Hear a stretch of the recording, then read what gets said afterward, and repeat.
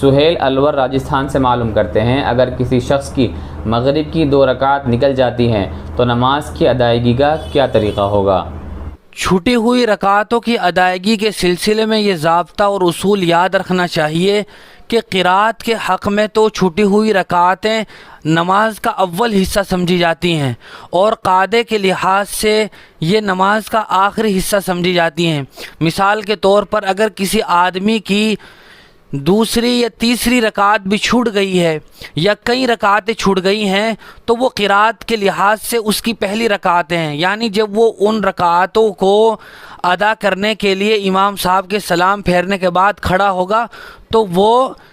ان میں قرات کرے گا، چونکہ وہ اس کی قرات کے لحاظ سے پہلی اور دوسری رکعت ہے، اور بیٹھنے کے لحاظ سے اخیر کی طرف جائے گا۔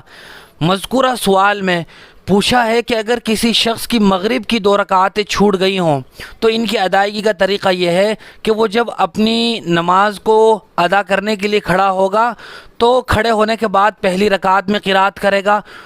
چونکہ وہ اس کی قرات کے حساب سے پہلی رکعت ہے، اور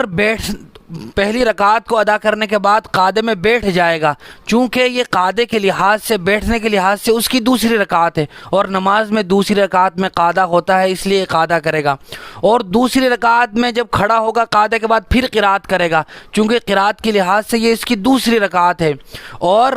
دوسری رکعت کے قرات کرنے کے بعد پھر بیٹھ جائے گا، چونکہ یہ قاعدے کے لحاظ سے اس کی تیسری رکعت ہے اور مغرب کی تیسری اور دوسری رکعت میں بیٹھا جاتا ہے، لہٰذا یہ دونوں اور